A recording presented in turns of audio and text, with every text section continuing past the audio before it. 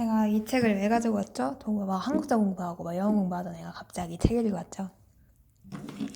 제가 책을 읽고 온 이유는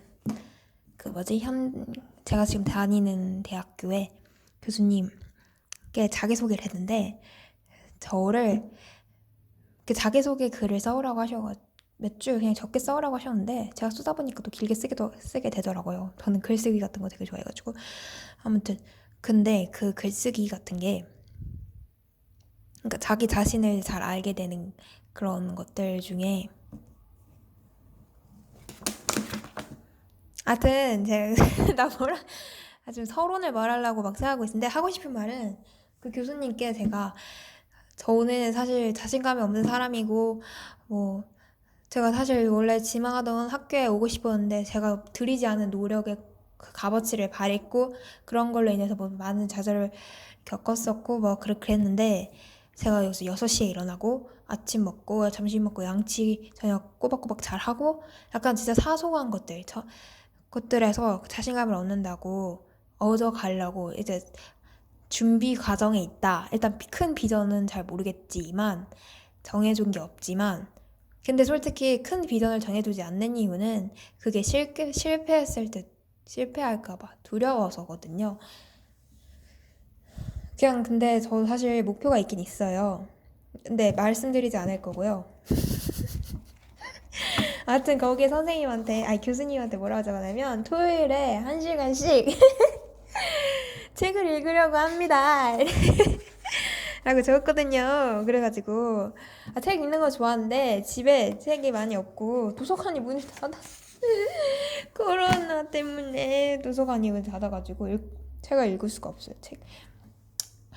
그래서 집에 이게 있더라고요. 유명한 책이잖아. 이러면서 이거 우리 집에도 있네. 이러면서 가져와 봤죠. 제가 최 사장 씨가 주셨나 봐요. 제가 책을 첫 번째 장부터 안 읽어요. 한국사 공부도 그랬듯이 그냥 제가 읽고 싶은 것도 먼저 합니다. 내가 흥미 있는 거. 그래서 저는 이걸 읽다 말았는데요. 어디를 읽다 말았더라? 미디어의 말 재밌어 보이네요. 그래서 저는 지금 이 영상은 1시간 또는 30분 쪼개서 아니면 20분 쪼개서 전 책을 읽는 모습을 담을 거예요. 근데 이렇게 서론이 막 잡 얘기를 막 하고 싶은데 잡 얘기를 하면 안 돼요. 그럼 이건 책 읽는 1시간이 아니잖아요. 그냥 아까 뭐 읽었는지 기억이 안 나가지고 어찌 읽었었지? 이렇게 자기가 흥미 있었던 게 또 바뀌게 되는 막 진보와 보수에 대해서 읽었던 것 같기도 하고 근데 뒤에 미디어의 말이 재밌어 보이니까 미디어의 말을 읽어보도록 하겠습니다. 320초.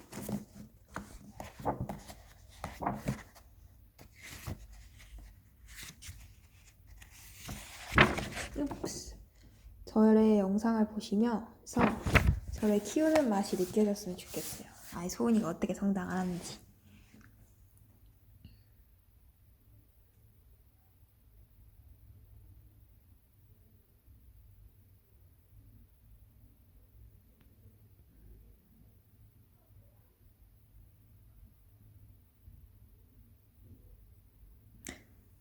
그게 필요할 것 같아. 거치대가. 일단 거치에 도움이 될 만한 물건들을 일단 가져왔는데 그거 외에도 좀 이런 물건들을 가져왔습니다. 이거 거치하려고 가져왔어요. 이런 물건들 거치가 가능한지 봅시다. 안 될 것 같아요. 네, 역시 실패고요. 시계는 가능할 것 같아요. 네, 역시 안 됩니다. 일단 처음이니까 생각과 그런 것들을 메모할 걸 가져왔는데 나 얼굴 나오면 안 되는데 어때요?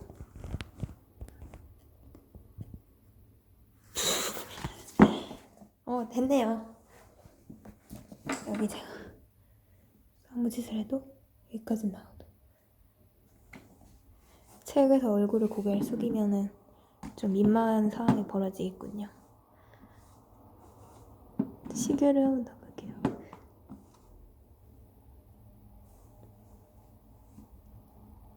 녹화 중이었네.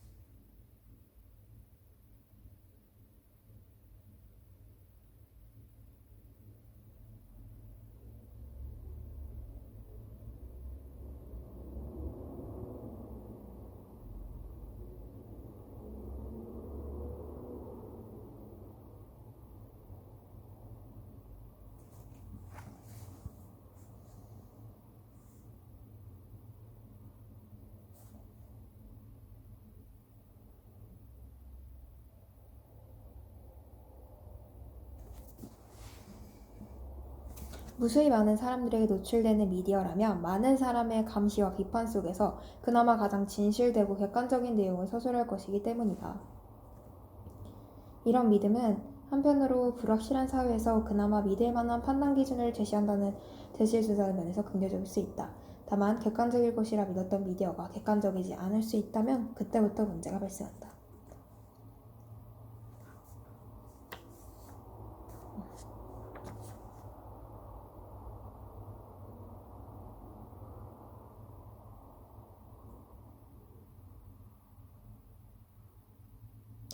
화용론은 말의 내용이 아니라 그 말의 주변 상황을 생각해보는 방법을 말한다. 몰랐던 이야기네요. 화용론은 말의 내용이 아니라 그 말의 주변 상황을 생각해보는 방법을 말한다. 이 방법을 알면요, 현대사회를 살아가는 학생과 직장인이라면 경쟁에서 승리하고 살아남기 위해서 반드시 갖춰야 할 능력인 화용론에 대해 잠시 알아보겠대요. 근데 그 화용론이 말의 내용이 아니라 말의 주변 상황을 생각해 보는 건데요. 여기 그림이 있어요. 말하는 게 이거는 말만 보는 거는 의미로는 탐구. 나한테 왜 그래?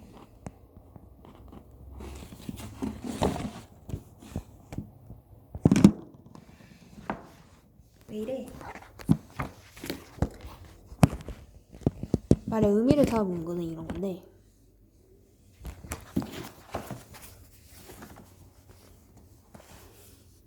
말만 보는 건데 이건 말이고, 말에 집중하는 거는 의미론적 탐구의 범위인데, 말의 상황을 보는 거는 화용론이래요. 그러니까 언어나 말에 대한 탐구는 두 가지로 나눌 수 있는데, 하나는 의미론이고 하나는 화용론인데, 의미는 말 그대로 말 자체와 내용에 대한 의미를 탐구하는 것이고, 화용론은 내가 뱉은 말이 왜 하필 그 시간, 그 공간, 그 주체, 대상 가운데서 말해졌는지를 파악하는 거죠. 여기 예시가 나와 있는데요. 물이라는 거 예시를 들었어요. 의미론적으로 물은 자연계의 강, 호수, 바다 따위 형태로 널리 분포된 액체, 산소와 수소의 화학적 결합물이라고 파악하는 거고, 실제 상황에선 다르게 사용되는 그게 화용론.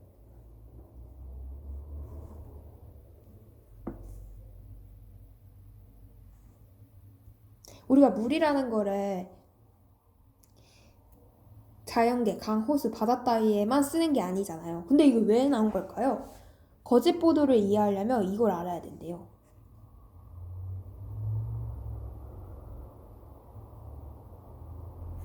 맞아.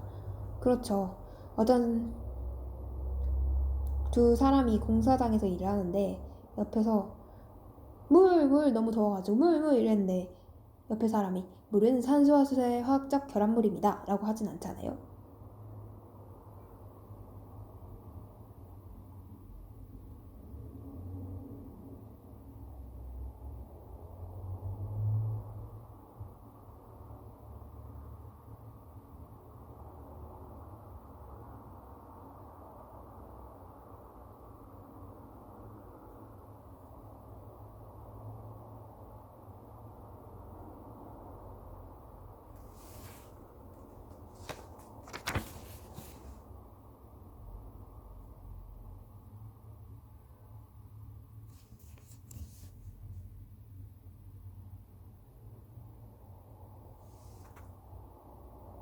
음,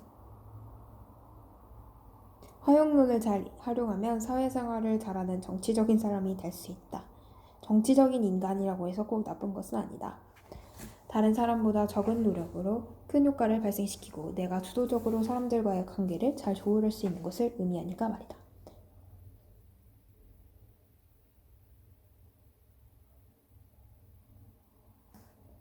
문제는 힘없는 개인인 과장님이 허용론을 구사할 때가 아니라 미디어나 정부, 국가처럼 막강한 영향력을 가진 주체가 대중을 대상으로 세련되게 허용론을 구사할 때 발생한다.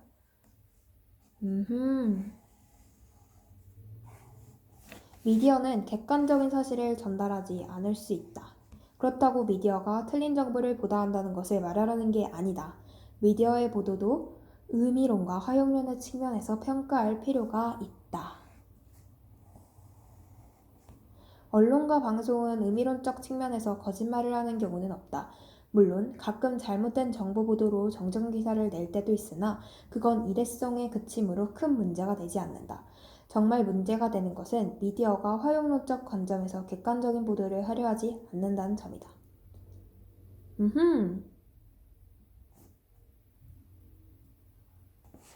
그러니까 직접 말하진 않고 간접적으로 얘기를 한다는 거네요. 그러면 미디어는 어떤 사고와 이념을 전달하는데요? 그거는 언제나 권력자의 사고 개념 그리고 이념. 그쵸. 정치체제 형태에 따라 권력자는 차이가 나죠.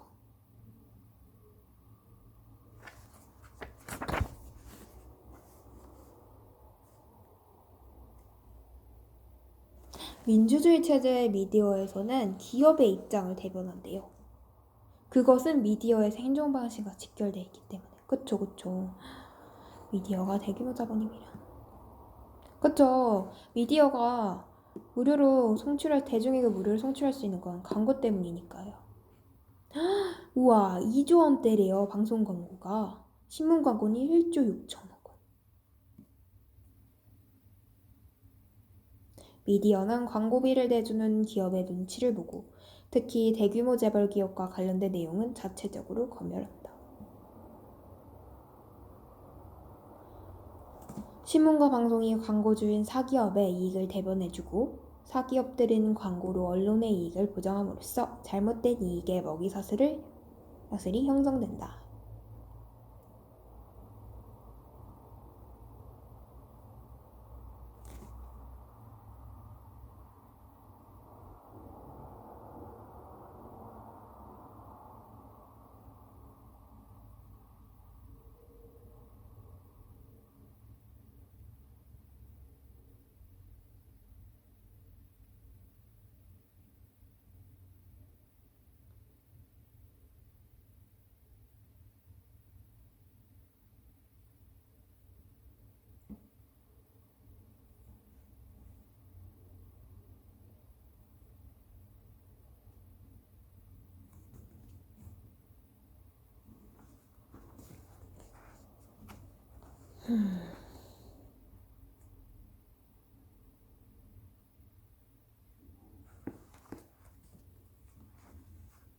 여기 이해가 잘 되지 않으면서도 재밌는 사실이 하나 있는데요.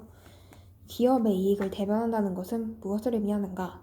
우리가 경제와 정치에서도는 사회의 이분화된 구조를 적용해보면 기업의 이익은 시장의 자유를 의미하며 세금 감소와 복지 축소가 이에 동반되어야 했다. 즉, 경제적 측면에서의 신자유주의와 정치적 측면에서의 보수주의가 기업의 이익에 대한 대변이 됩니다. 아, 제가 보수도 모르고 신자유주의도 모르고 몰라서 뭐 이해가 안 되는 거였네요.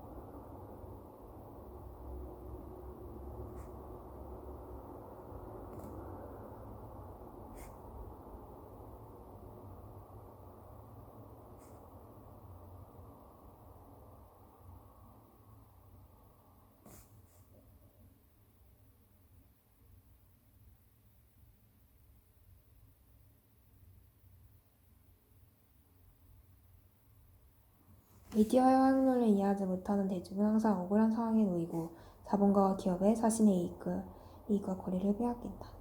문제는 대중에게 있다. 대중은 정직하고 순박해서 미디어와 사회가 우리에게 보여주는 사실만이 진짜라고 믿고 그들이 자신을 속일 것이라는 생각을 하지 않는다. 그들은 미디어가 보여주는 세계 이면에 대해 의심하는 행위를 무가치하고 반사회적인 행위인 양 거부한다. 의심 없는 대중은 사회와 미디어의 말을 앵무새처럼 따라하고 그들이 욕하는 대상을 같이 욕하고 그들이 칭찬하는 대상을 같이 칭찬하며 웃으면 웃고 울리면 운다. 하지만 단적으로 말해서 당신의 삶이 현재 비참한 상태에 놓여 있다면 재벌 기업의 특정 제품이 세계 점유율 1위가 되고 스포츠 스타 세계권 대회에서 금메달을 따는 것은 당신에게 절대 중요한 일이 아니다. 미디어가 재벌 기업과 스포츠 스타를 칭찬하고 열광하는 모습을 반영한다고 해서 그 열광을 앵무새처럼 따라할 필요는 없다. 그것은 내 고등학교 자녀가 자기 반에 전교 1등이 있다고 나에게 자랑하는 것과 다른 바 없다.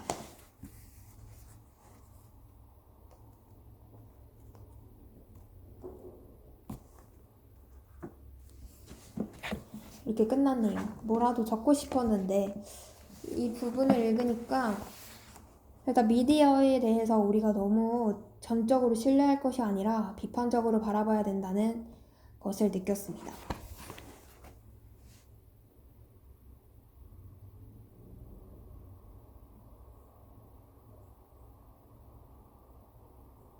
세계 자체를 그저 인정하고 받아들이는 것이 아니라 이 세계가 타당한지 안정적인지 따져보는 마음을 가져야 될 것 같아요. 그래서 오늘 이 포스트잇에는 무엇을 적을 것이냐, 미디어를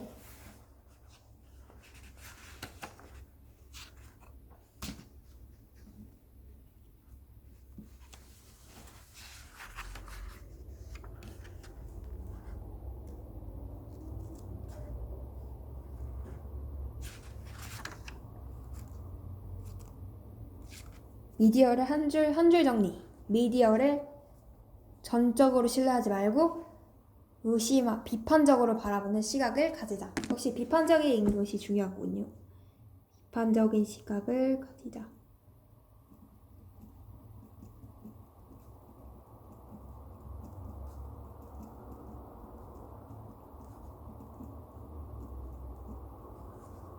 비판적인 시각을 가지자. 온전히 미디어를 전적으로 수용하지 말 것.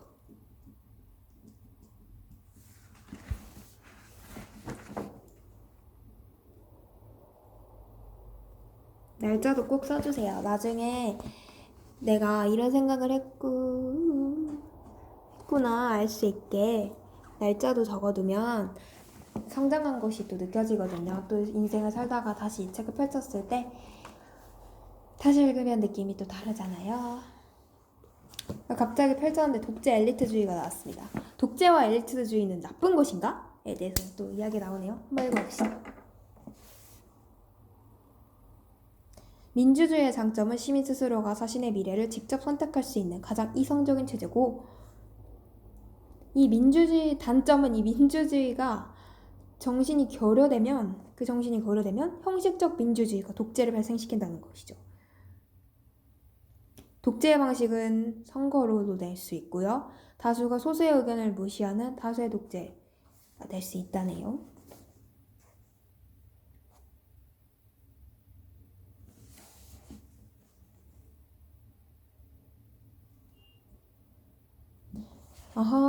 의사결정의 주체인 다수가 민주주의의 문제점은 의사결정의 주체인 다수가 정치적 결정을 할 수 있는 역량과 준비가 부족하기 때문이죠. 그래서 고대 그리스 철학자들이 어리석은 사람들에 의해 이루어지는 정치를 가져다가 중우정치라고 말했었잖아요. 말하며 경계했었잖아요. 중우정치는 다수의 어리석은 민중에 의해 사회 방향이 결정되는 정치적 실패를 말하는 겁니다. 소크라테스가 이에 대해 강력히 주장한 인물 중 한 명이라네요. 그렇다고 소크라테스가 다 말했다고 맞는 건 아닙니다. 하지만 분명한 것은 민주주의가 소중한 정치체제인 많은 사실이지만 분명 한계와 문제점을 갖는 불완전한 체제인 것도 사실이다.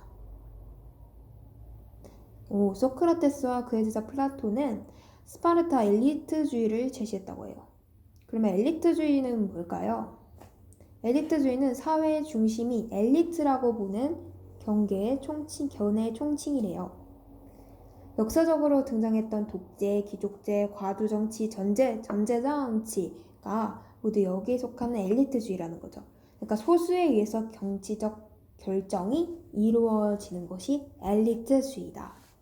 엘리트주의는 근본적으로 두 가지를 전제하는데, 첫 번째, 사회가 권력을 가진 자인 엘리트와 권력을 가지지 못한 일반 대중으로 구분되는 사실이며, 이들 사이에서 지배와 피지배 관계가 형성된다는 것이죠. 두 번째는 엘리트가 사회를 지배하는 것이 대중의 이익에도 부합한다는 점. 엘리트주의에 따르면 엘리트는 엘리트고 엘리트가 아닌 사람은 엘리트가 아니다 이건데,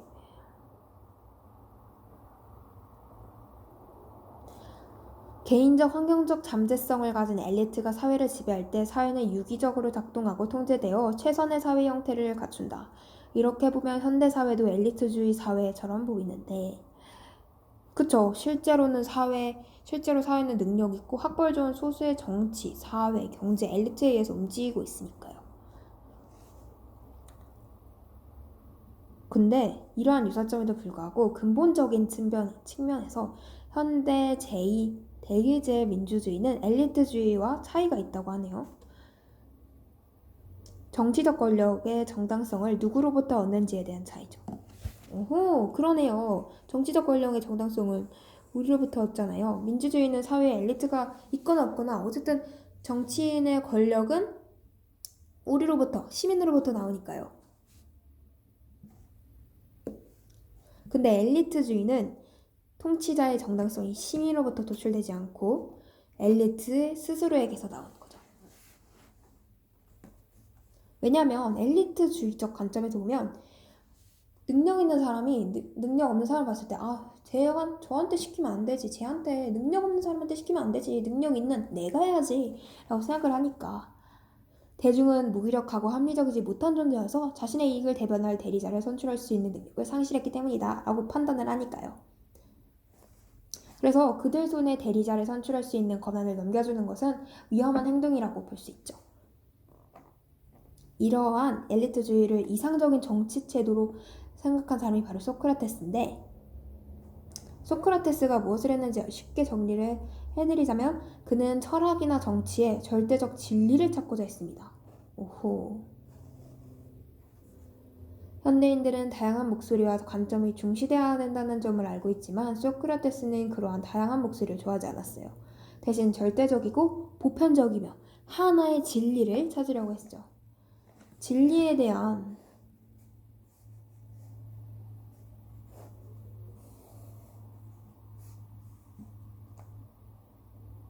이런 입장은 철학에서는 절대주의로 하나의 진리만을 찾으려 하는 것을 철학에선 절대주의로, 정치에서는 엘리트주의로 나타납니다.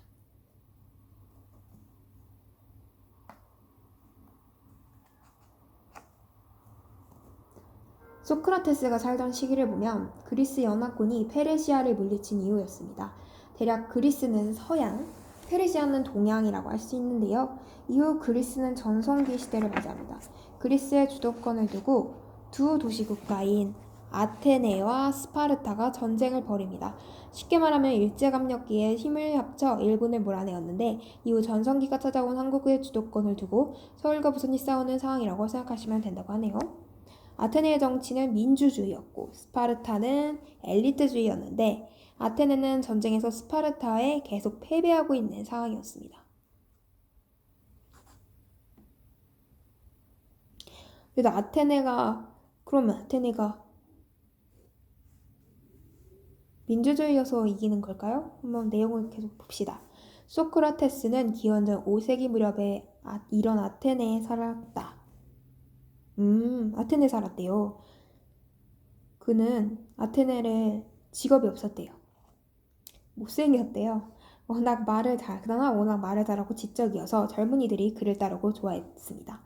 그의 친구가 델포이 신전에서 무녀에게 소크라테스보다 더 지혜로운 사람이 있느냐라고 물었고, 무녀가 그런 사람은 없다고 말하면서 가장 지혜로운 사람으로 알려졌습니다.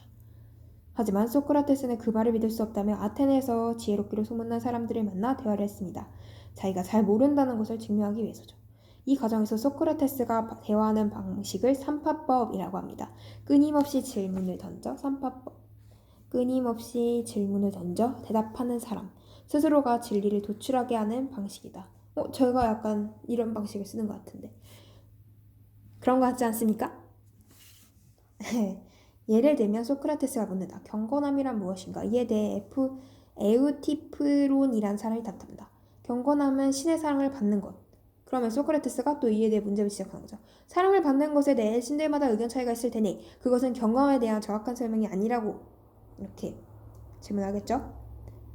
소크라테스가 질문하고 답변자가 대답하기를 반복하는데 이 과정을 통해 소크라테스는 신탁의 의미를 깨닫습니다. 자신이 잘 모른다는 것을 아는데 사람들은 자신이 모른다는 것을 모른다는 것이죠. 다시 말해 자신은 다른 사람들보다 한 가지 더 알고 있다는 거래요. 다시 말해서 자신은 다른 사람들보다 한 가지 더 알고 있다는 것이다. 그것이 바로 자신이 잘 모른다는 건 이것을 무지의 지혜라고 한다. 어쨌거나 사람들은 열을 받았다. 계속된 말장난에 화가 난 것이다. 그렇겠다. 경건함이란 무엇인가라고 물어봤는데 경건함은 신의 사랑을 받는 것이라고 말했어. 근데 여기다가 사랑을 받는 것은 신들마다 의견 차이가 있을 거 아닌가. 이것은 경건함이 아니다. 이렇게 말해버리면 화가 날 만하네요. 그래서 아테네 사람들이 이 말만한 70대 노인을 법정에 서게 했대요. 대박이다. 제목은 풍기문란의 국가보안법 위반. 청년들에게 불온한 사상을 퍼뜨리고 신성을 모욕했다는 것이 제목이었대요. 실제로는 소크라테스와 그의 제자들이 스파르타 정치 체제인 엘리트주의를 추구했기 때문이네요. 결국 소크라테스는 시민들이 모인 법정에서 자신의 견해를 밝히다가 배심원들의 활을 도두어 사형을 선고받았다. 자신을 세파리에로 비유하며 잠든 거대한 말인 아테네를 깨우는 일을 한 것뿐이라고 변명한 것이다. 소크라테스는 사형 선고를 받고도 충분히 도마칠 기회가 있었으나 자신의 말과 행동을 일치시키기 위해 사형을 받아들였다. 소크라테스가 독약을 마시는 그 슬픈 자리에 그를 열렬하게 따르던 귀족 집안의 제자가 있었으니 그 사람이 서구 철학의 궁극적 시작으로 불리는 플라톤이다.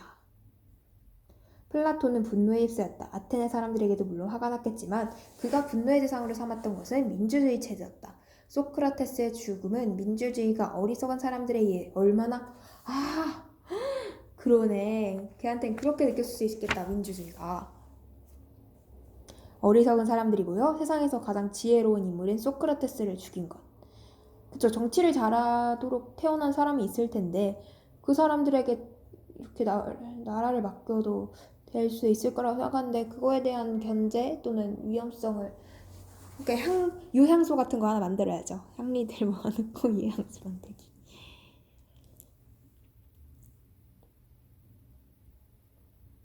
이거를 플라톤은 민주주의를 중우정치, 풍민정치라고 이렇게 불렀대요. 그래서 교과서에 중우정치라고 실린 거였구나.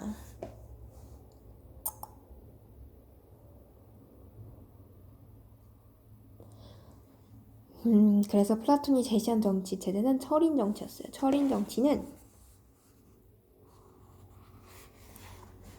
지혜와 덕을 갖춘 사람에게 통치되는 정치 형태인데 여기서 철인은 지혜를 사랑하는 사람이란 뜻으로 철학자를 의미합니다.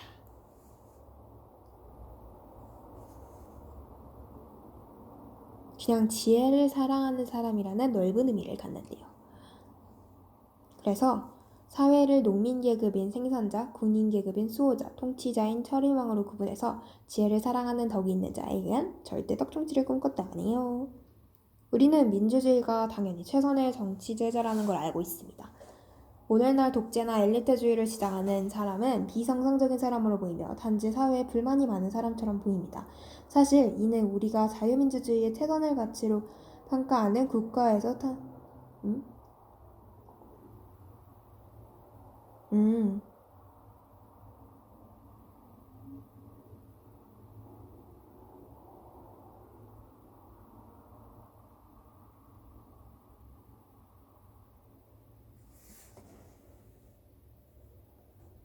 그쵸. 한국의 정규교육에서는 당연히 자유민주주의를 최선의 가치라고 전제하고 교육이 이루어지니까요.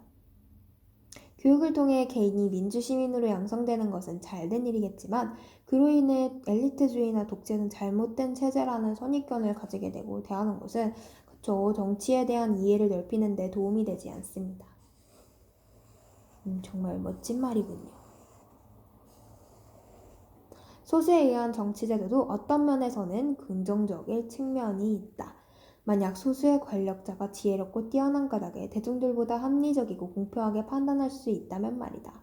현대의 예측 불가능하고 불확실한 상황에서의 결정을 그들에게 맡기는 것이 사회의 성장과 개인들의 이익을 위해서 최선의 방법이 될 수도 있을 것이다. 다만 엘리트주의 독재는 치명적 한계를 갖는다. 그것은 잘 알려진 것처럼 소수에 의한 정치는 최고 권력자들을 쉽게 타락하게 만든다는 것에 있다.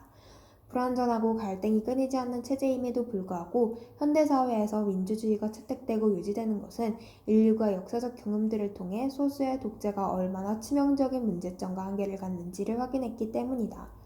고대와 중세의 절대군주 아래서 백성들은 노예였으며 근현대에 등장한 독재자들, 독일의 히틀러, 소련의 스탈린, 중국의 마오쩌둥, 북한의 수적 독재자들은 개인적 실책과 부패로 인해 민족을 폭력적 상황에 처하게 만들었습니다. 끝났습니다. 재밌다. 지금 책 읽은